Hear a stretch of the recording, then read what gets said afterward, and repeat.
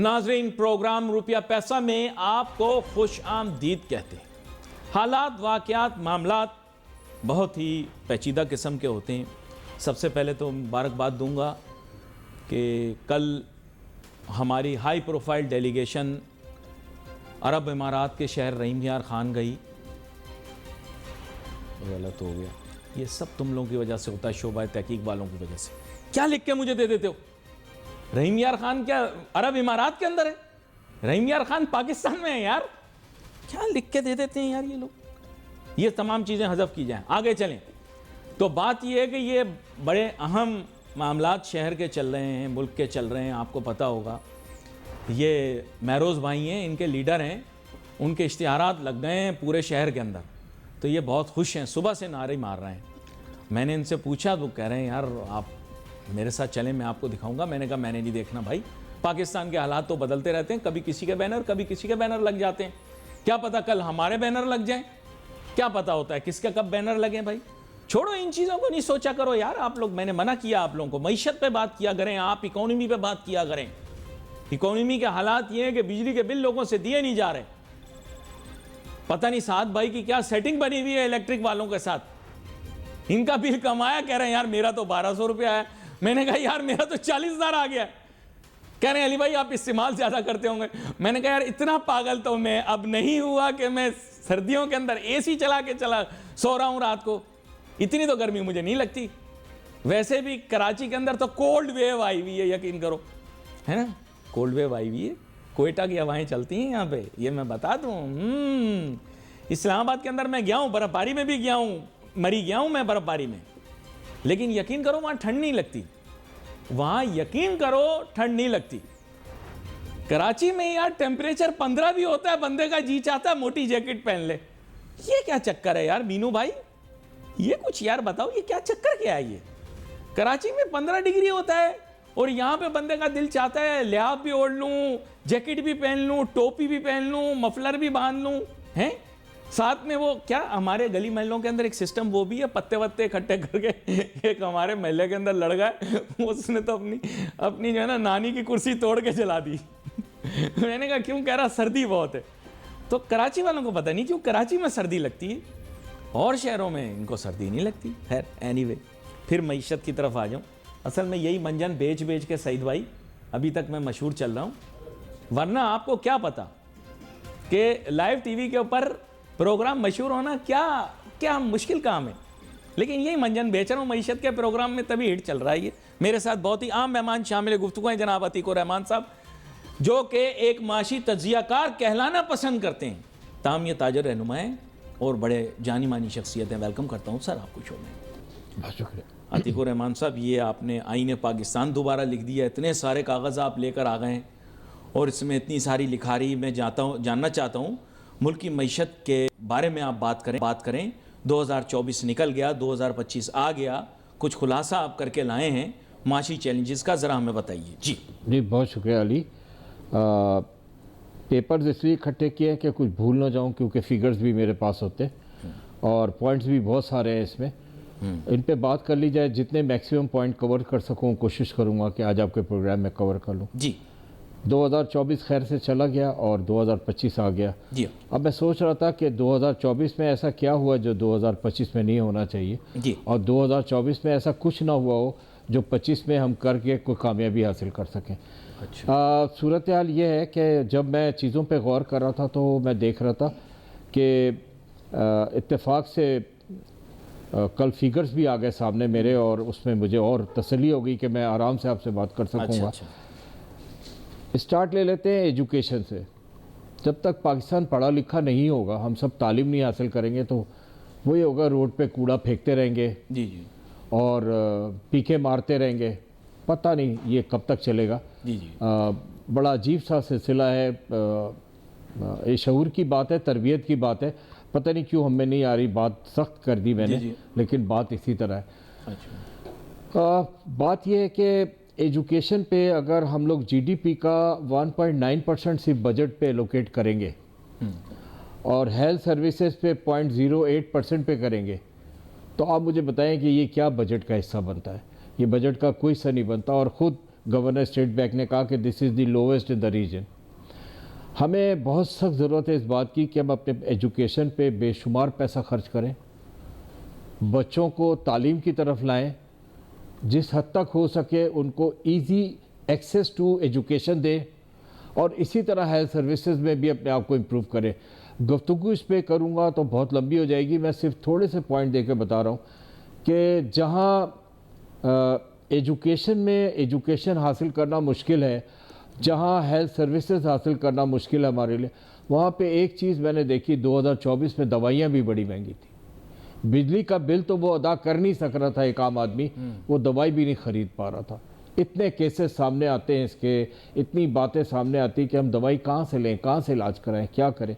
इसके लिए बड़े काम और जद्दोजहद करनी पड़ती है। हर माशी चैलेंजेस के मुतालिक और बहुत ही अहम माशी चैलेंजेस और माशरती चैलेंजेस के मुतालिक बात कर रहे थे जनाब अतीकुर रहमान साहब। माजरत, आप अपनी बात मुकम्मल कर लें। पहले तो आपने तालीम को छू दिया, मेरे ख्याल अवाम के दिलों को छुआ, फिर उसके बाद आपने दवाइयों के मसले के जानिब आए थे कि दवाएं भी बहुत महंगी हो गई हैं, तो उस बात को अली बात सिंपल है, हमें तालीम को आम करना होगा अपने मुल्क में अगर अपने माशी तौर पर तरक्की करना चाहते हैं। जब हम इकनॉमिक चैलेंजेस की बात करते हैं तो मैं समझता हूँ सबसे बड़ा इकनॉमिक चैलेंज यही है कि एक आदमी अगर उसके पास एजुकेशन हो, और एजुकेशन के साथ साथ ट्रेनिंग की भी बहुत सख्त ज़रूरत है। हम देख रहे हैं कि हमारे पास इनसफिशेंट ट्रेनिंग प्रोग्राम्स हैं। हमारे पास पॉलीटेक्निक इंस्टीट्यूट्स होते थे, वो अब नहीं है। हमें ज़्यादा से ज़्यादा स्किल डेवलपमेंट इंस्टीट्यूट्स बनाने की ज़रूरत है। आप यकीन जानिए कि अगर पाकिस्तान में बच्चा पढ़ा लिखा होगा और एजुकेशन उसको इजीली मिलेगी तो वो पढ़ना चाहता है, ऐसा नहीं है कि वो पढ़ना नहीं चाहता। ज़रूरी नहीं है कि सिर्फ मेरे मुल्क में इंजीनियर और डॉक्टर बने या पायलट बने। हमें इस बात की ज़रूरत है कि एक आम आदमी एक अच्छा बिजनेसमैन या एक अच्छा एंटरप्रेन्योर कैसे बन सकता है। एक अच्छा एंटरप्रेन्योर बनने के लिए उसे थोड़ी बहुत तो एजुकेशन की ज़रूरत है, लेकिन बग़ैर तरबियत के और बग़ैर तालीम के तो वो आगे नहीं बढ़ सकता। तालीम के साथ साथ तरबियत ज़रूरी है, और तरबियत का दूसरा नाम है स्किल डेवलपमेंट भी बहुत ज़रूरी है। अब इन तमाम चीज़ों की कमी को महसूस करते हुए हमने 2024 में इस बात के बारे में थोड़ी थोड़ी बात करनी शुरू की, और आज बहुत ज़ोर दे के बात ये कर रहे हैं कि 2025 में गवर्नमेंट को सिर्फ नहीं बल्कि आम लोगों को भी और बिज़नेस कम्युनिटी को ख़ास करके, और जो साहिब हैसियत अदारे जो कर रहे हैं मुखैर, उनको थोड़ा सा अपना फिलैंथ्रोपी को बढ़ाना चाहिए। और उसको इस तरह बढ़ाना चाहिए कि अगर उनकी बिलियंस की प्रॉफिट है तो उसमें अगर उन्होंने एक 5% या 10% का CSR का शेयर रखा है तो उसको ख़ास करके इस बार मैं समझता हूँ कि उनको एलोकेट करना चाहिए एजुकेशन की तरफ। हेल्थ सर्विसेज की बात तो हो रही है, उसमें प्रोविंसेस भी कंट्रीब्यूट कर रहे हैं। सिंध गवर्नमेंट एक बहुत अच्छा कंट्रीब्यूशन करता है हेल्थ सर्विसेज में, लेकिन वो काफ़ी नहीं है। तो इसमें एक प्राइवेट एंटरप्रेन्योर को, एक पब्लिक प्राइवेट पार्टनरशिप को, और बहुत सारे तरीके जो हैं इनको अपनाना पड़ेगा। मेरा कहने का मकसद, वक्त भी कम है और मेरा कहने का मकसद भी सिर्फ यही है कि हमें किसी तरह तालीम को आम करना होगा, हर आदमी पढ़ सके और उसके लिए पढ़ना आसान हो, और साथ साथ उसकी जो स्किल डेवलपमेंट है वो भी हो सके और उसकी ट्रेनिंग हो सके। इन ट्रेनिंग से क्या फ़ायदा होगा कि ये सिर्फ मुल्क की मईशत को दुरुस्त करने में किरदार अदा नहीं करेंगे, बल्कि ये सारी दुनिया में इनकी खपत होगी। आप देखिए, अगर आप दुनिया में जब आप कैलकुलेशंस करते हैं कि कितना रेमिटेंस भेजा, तो पाकिस्तान तीसरे चौथे नंबर पर आता है। फिलीपींस हमसे आगे है, इंडिया हमसे आगे है, बांग्लादेश हमसे आगे है, श्रीलंका हमसे आगे है, जिनके लोग बाहर काम कर रहे हैं और वो सिर्फ इसलिए काम कर रहे हैं कि वो एजुकेटेड हैं, and number 2 they are well trained, they are skilled. जब हम भी ऐसे करेंगे तो हमारे लोग भी बाहर जाके काम कर सकेंगे। क्या फ़र्क पड़ता है अगर लोकल अपॉर्चुनिटीज़ कभी कभी कम हो जाए तो वो बाहर जाके काम कर सकते हैं, तो वो रेमिटेंसेस भेज सकते हैं। रेमिटेंसेस बहुत ज़रूरी है, जितना ज़रूरी एक्सपोर्ट का बढ़ना है उतना ही ज़रूरी रेमिटेंसेस का बढ़ना है। इसकी तफसील में हमें जाने की ज़रूरत नहीं है, बल्कि ये इसकी एम्फेसिस है, ये इंपॉर्टेंस है कि हमारे मुल्क में हमें रेमिटेंसेस हम तभी बढ़ा सकते हैं जब हमारे ज़्यादा से ज़्यादा लोग बाहर जाकर काम करें, और वो तभी काम करेंगे जब उनको एजुकेशन मिलेगी और साथ ही साथ उनकी ट्रेनिंग्स होंगी, स्किल्ड, पॉलीटेक्निक और हर तरह की ट्रेनिंग जिसको हम कहते हैं कि जिसकी बहुत सख्त ज़रूरत है। सॉफ्ट स्किल्स की तो इस मुल्क के अंदर बहुत ज़्यादा ज़रूरत है। मैन पावर एक्सपोर्ट भी एक चैलेंज बन गया आजकल, पाकिस्तानियों को वीज़े भी नहीं मिल रहे, हमारी रेपुटेशन बहुत ज़्यादा मुतासिर हो रही दुनिया के अंदर। साग बहुत ज़्यादा मुतासिर है। अच्छा, आप दवाओं की तरफ आए थे, बहुत अहम मौजू था, बीच में रह ना जाए। आपने उससे हाईलाइट किया बिजनेस कम्युनिटी के अंदर कोई इस मुतालिक बात करने के लिए तैयार नहीं। जी देखिए, मेडिसिन की एक तो एक आम आदमी की बात जब हम करते हैं, एक आम पाकिस्तानी की बात करते हैं, तो हम देखते हैं कि वो जहां हम पूरे साल एक बात करते रहे कि हमारे बिजली के जो टैरिफ्स हैं वो बहुत ज़्यादा महंगे हैं, एक आम आदमी अफोर्ड नहीं कर सकता, और हमने इससे लगी कई बातें भी की कि उसकी तनख्वाह से ज़्यादा उसका बिल आता है। वो चल रहा है सिलसिला, वो किसी लेकिन तरह ये कम बात नहीं हो आप रहा। क्यों कर रहे हैं? ये ताजिर सनतकार रहनुमा क्यों नहीं कर रहा है? एक्सक्यूज मी, देखें ये जवाब, सवाल का जवाब आपसे लूंगा। इससे कि मैं मुतासिर हूँ, डिप्लोमेटिक आंसर। नहीं, इससे कि मैं मुतासिर हूँ। मैं देखिए, तो आपका मतलब ये ट्रेड और बिजनेसमैन इंडस्ट्री मुतासिर नहीं है? बिजनेस कम्युनिटी में हर किस्म के बिजनेस कम्युनिटी के लोग होते हैं, उसमें एसएमईज भी होते हैं, छोटे ताजिर भी होते हैं, उनकी इनकम का लेवल है वो उससे बढ़ नहीं सक रहा है। मुझे ये बताएं कि मैं आपको कहूं कि साहब बिजली का बिल कम करना है, आप कहें नहीं वो पड़ोसियों की बेटी की शादी मैंने पहले करवानी है। ये उतना ही गैर मुतलका मौजू है आईपीपीस का जितना कोई पड़ोसी की बेटी की शादी का मामला हो। प्लीज आप लोग क्या कर रहे हैं ताजिर सनतकार? ये गलत रास्ते पर आप लगा के हमें क्यों, आप हमें फुल बना रहे हैं? विद ऑल ड्यू रिस्पेक्ट, आपकी बात नहीं कर रहा। What is this? आईपीपीएस से हम वो डील करेंगे। भाई आप, मेरा बिल कम करने की बात हो रही, आईपीपीएस कहां से आ गया? ठीक कह रहे हैं, मैं इससे एग्री करता हूं, बस ये इस पे ज्यादा बात नहीं करता, मैं असल बात पे आ रहा हूं। और ये बातें हमने कई दफा कर ली हैं, ये रिपीट होंगी कि बिजली का बिल कम करना है। ये इलेक्ट्रिसिटी के जो टैरिफ्स हैं उनको किसी तरह भी रिड्यूस करने की कोशिश करनी चाहिए, और इसका रिडक्शन चाहिए हमें। दूसरा क्या है कि साथ में जब वो बिजली का बिल नहीं दे सकता तो वो बच्चे की दवा भी नहीं खरीद सकता। जब वो बिजली का बिल नहीं दे सकता, अपनी बीमारी की दवा नहीं खरीद सकता। वो मेडिसिन कहाँ से, एनजीओ कब तक प्रोवाइड करते रहेंगे वो मेडिसिन? आप, उनकी भी एक लिमिट होती है जिसमें वो काम करते हैं, उनकी कंट्रीब्यूशन खत्म हो जाती है एक जगह जाके, जहाँ वो मना कर देते हैं कि हम आपकी दवाइयों के लिए कुछ नहीं करते। तो फिर क्या होगा? फिर उसका इलाज कैसे होगा? क्या वो मौत के करीब जाता चला जाए, या अपनी ज़िंदगी बचाने के लिए किसी तरह भी मेडिसिन करें? देखिए, ये तमाम चीज़ें बड़ी इंपॉर्टेंट है, इस पर जोर देने की ज़रूरत है। मैं 2025 में जहाँ एसएमईज़ के प्रॉब्लम को डिस्कस करता रहता हूँ और बताता रहता हूँ, वहाँ मैं इस बात पे जोर दूंगा कि हमारे एजुकेशन का बजट बढ़ाना है। आम आदमी, एक बिजनेस कम्युनिटी ने भी कंट्रीब्यूट करना है, गवर्नमेंट ने भी करना है, तब जाके सब पढ़ेंगे। इसी तरह मेडिकल फैसिलिटीज़ में भी गवर्नमेंट जहाँ कंट्रीब्यूशन कर रही है उसकी एक लिमिट है, आम आदमी को भी इसमें कंट्रीब्यूट करना। देखिए, बड़ी आसान सी बात है, अगर हर आदमी फैसला कर ले कि मैंने 2 बच्चे पढ़ाने किसी के, तो ये मुश्किल काम नहीं है।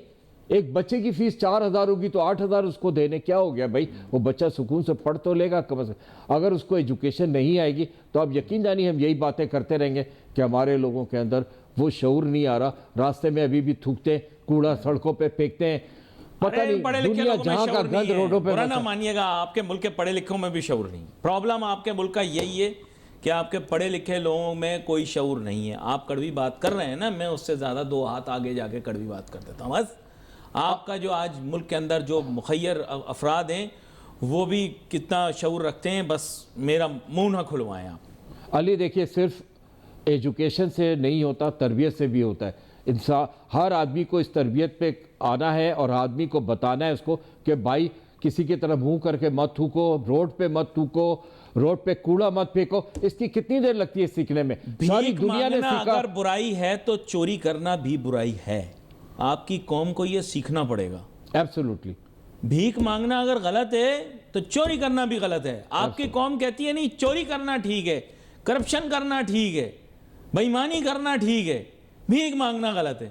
और फिर कुछ तो ये भी कहते हैं कि भीख मांगना भी ठीक है।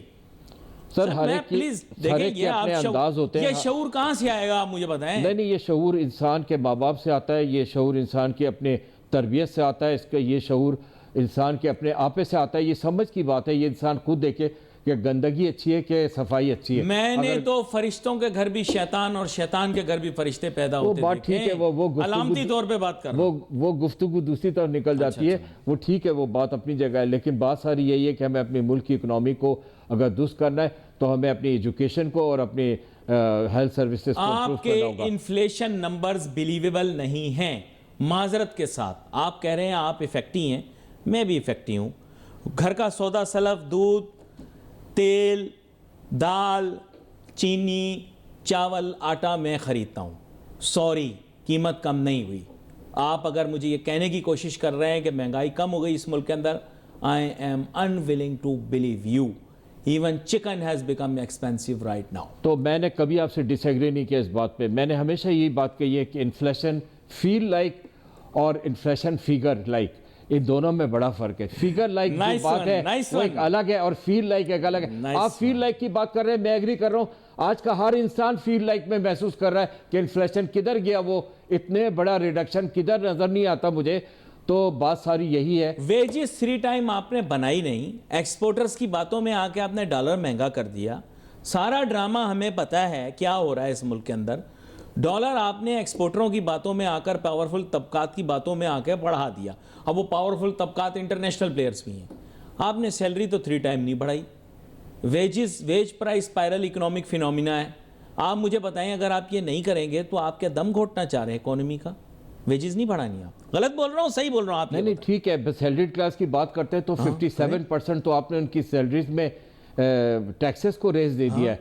वो एक टैक्स एक्स्ट्रा टैक्स बर्डन में आ गए। 57% आपको एक्स्ट्रा पे करते। 200 बिलियन रुपए तो उन्होंने टैक्स में कंट्रीब्यूट करे सिर्फ सैलरीड क्लास से पिछले साल चंद महीनों के अंदर, चंद महीनों में 200 बिलियन रुपए।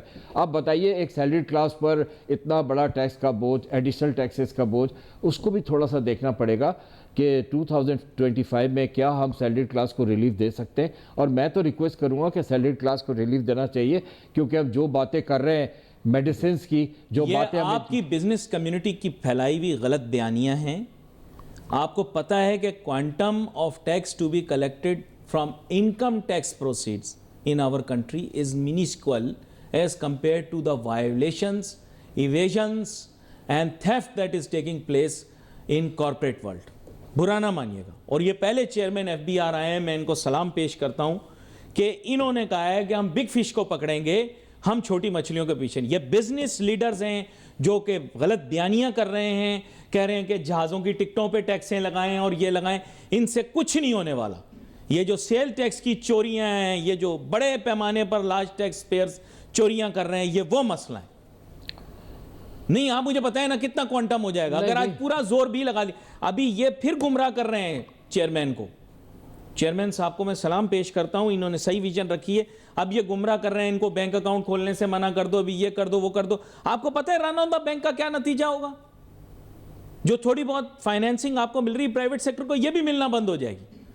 आप कह रहे हैं, आप इंटरनेट के ऊपर खबरें चला रहे हैं कि नॉन टैक्स फाइलर जो है और जो नहीं है नॉन फाइलर, उसके हम अकाउंट बंद कर देंगे। आपको पता है कितना बड़ा रन ऑन बैंक हो सकता है पाकिस्तान जैसे गरीब मुल्क के अंदर? सवाल का जवाब दें मुझे। सही बात है, इसीलिए मैं हमेशा एक बात कहता हूं और इस पर फिर जोर दूंगा। अच्छा वो आपने निकाली बात कि हमें 2025 में एक बात की तरफ और जोर देना चाहिए कि हमारे ये डायरेक्ट टैक्सेस को बढ़ाओ और इनडायरेक्ट टैक्सेस को कम करो, क्योंकि इनडायरेक्ट टैक्सेस का इफेक्ट पूरी कौम पे पड़ता है, आम आदमी पे पड़ता है। डायरेक्ट टैक्सेस का फर्क उसी को पड़ता है जो जिसका अभी आप जिक्र कर रहे हैं। बैंकिंग कमेटी के मुतअद्दिद मर्तबा सरबराह रहे हैं KCCI के। आप बैंक के प्रेसिडेंट्स को मैं आपसे इस्तिदा करता हूं, गुजारिश करता हूं, आप एक एक को फ़ोन करें अभी घर जाके। आप पूछें कि भाई ये इस तरह की खबरें सर्कुलेट कर रही हैं, क्या जिम्मेदारी नहीं है जिम्मेदारान की कि वो इसको रोकें? कल को अगर स्लो लोगों ने पैसे बैंक से निकाल लिए खामोशी से, कौन जिम्मेदार होगा? आप मुझे बताएं। यही हुआ था ना पहले भी जब लोगों ने डॉलर विड्रॉ किए। ये एक डिबेटेबल इशू है, सोचने की बात है कि इस पर गौर करना चाहिए और इस पर ध्यान भी दिया जा रहा है। आपने टैक्स कंसल्टेंट्स की तनख्वाह लगानी है, क्या हो गया आपको? आप मुस्कुरा रहे हैं, आपको पता है कौन लोग इन्वॉल्व हैं इसके अंदर। टैक्स कंसल्टेंट्स की तनख्वाह बढ़ानी है आपने। आप मुल्क को कॉम्प्रोमाइज कर देंगे टैक्स कंसल्टेंट्स के लिए?